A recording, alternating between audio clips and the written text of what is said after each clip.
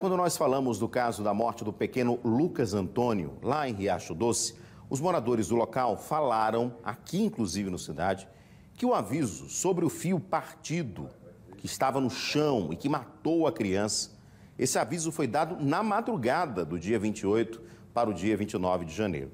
À época, a Equatorial jurava que só tinha sido acionada por volta das 8 da manhã. Mas, segundo a investigação da Polícia Civil, ficou constatado que os moradores de Riacho Doce estavam falando a verdade, que de fato tinham entrado em contato com o call center da companhia antes do que estava dizendo. Vamos ao vivo com o Neto Mota. O Neto Mota está com a gente, tem atualizações desse caso. Neto, infelizmente, nada vai trazer de volta a vida desse pequeno garoto de apenas 8 anos, mas é claro que as responsabilidades precisam ser colocadas. E é isso que a polícia faz com o inquérito. O inquérito ainda não foi concluído, né, Neto? Mas a polícia já tem dados importantes e comprovações importantes, é isso?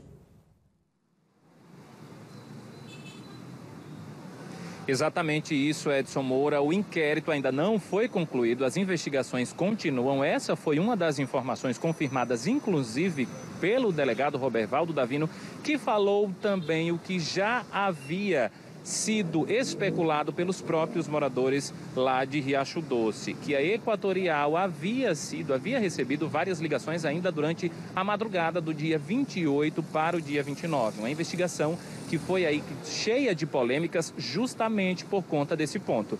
Desde o início, na verdade, do luto dos moradores por causa da morte do pequeno Lucas de 8 anos, se iniciou então essa discussão para saber se de fato somente uma solicitação teria sido feita à Equatorial para a averiguação do fio energizado que estava lá bem próximo do campinho, onde o menino brincava também com outras crianças. Os moradores, desde o início, vieram batendo na mesma tecla de que vários chamados foram abertos para a Equatorial, que informou, à época também, que às 8h32 da manhã do dia 29 de janeiro era que tinha sido, então, aí chamada pelos moradores. Dito isso, o delegado confirmou, o inquérito segue aí em aberto, mas essas informações fortes foram divulgadas hoje sobre a possibilidade de uma confirmação ou não dessa hipótese em 100% de certeza, já que um funcionário da Equatorial ainda está para ser ouvido. Ele deve prestar depoimento nos próximos dias,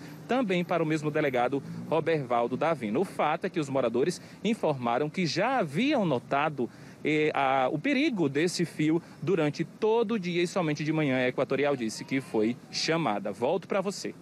Pois é, Neto, você estava de férias, mas a gente trouxe aqui em detalhes, depois após a morte, no dia seguinte a essa morte, a gente trouxe aqui o relato, inclusive, de moradores. Uma moradora da região, inclusive, diz claramente, olha, eu tentei durante toda a madrugada. A gente tem até os prints, pode colocar aqui do lado do Neto, por favor, os prints do telefone dessa moradora, que mostra os horários. E na época a gente tinha mostrado esses prints também.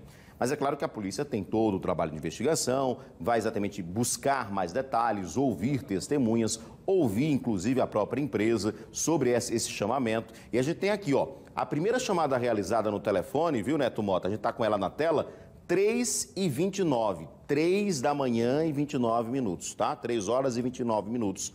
E durou 3 minutos e 23, ou seja, alguém atendeu, foi uma central telefônica, enfim, alguém atendeu essa ligação e demorou cerca de 3 minutos e 23, não foi só a chamada, né? Houve algum contato com a companhia nesse telefone, que é o 0800 082 0196, é o número de atendimento da Equatorial. Depois, a mesma moradora ligou às 4h06, aí a chamada demorou mais 4 minutos e 12 segundos.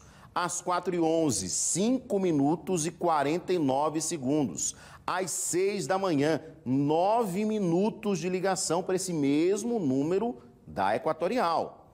Depois, 9h58, já tinha acontecido, infelizmente, o trágico, né, incidente com a morte do garoto. Uma ligação demorou 2 minutos e 6. Então, assim, a Equatorial informou que só tinha sido comunicada por volta de 8h30 da manhã. Mas esses prints aqui da própria, de uma das moradoras da região, mostram exatamente o que a polícia está comprovando agora, né, Neto? Houve uma comunicação e aí quer saber quem errou, né? Se houve uma falha interna da companhia que não deu seguimento a esse atendimento, por que se demorou tanto a se atender esse chamado, que é risco de vida, e acabou, infelizmente, tirando a vida dessa criança, né, Neto? Pois é, os moradores conseguiram provar dentro das investigações que passaram a madrugada inteira tentando acionar a Equatorial por causa do perigo do fio. Resta agora saber como será o depoimento desse funcionário da Equatorial, que deve já conversar com o delegado das investigações nos próximos dias. A gente, então, segue aguardando qualquer nova informação sobre o caso para trazer aqui no Cidade, Moura.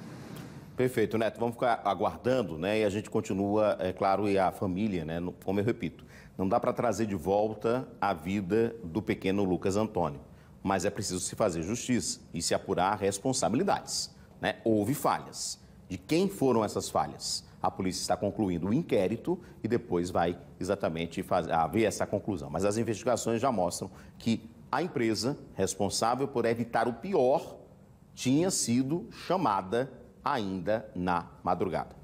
Obrigado, Neto, pelas suas informações. A gente pediu um novo posicionamento da Equatorial, o espaço segue aberto e assim que a gente receber uma nota da empresa sobre essa confirmação da polícia, né, de que, de fato, os moradores chamaram a Equatorial na madrugada e poderia ter sido evitada a morte da criança que morreu na manhã do sábado, tá? Na manhã do sábado é que ela morreu. Na madrugada aconteceu o problema, o fio foi partido, faltou energia, os moradores entraram em contato, tem as ligações mostrando ali quanto tempo os moradores, só essa moradora, imagina outros moradores que também entraram em contato, tá? Mas o espaço está aberto e a gente vai continuar aguardando o posicionamento da Equatorial.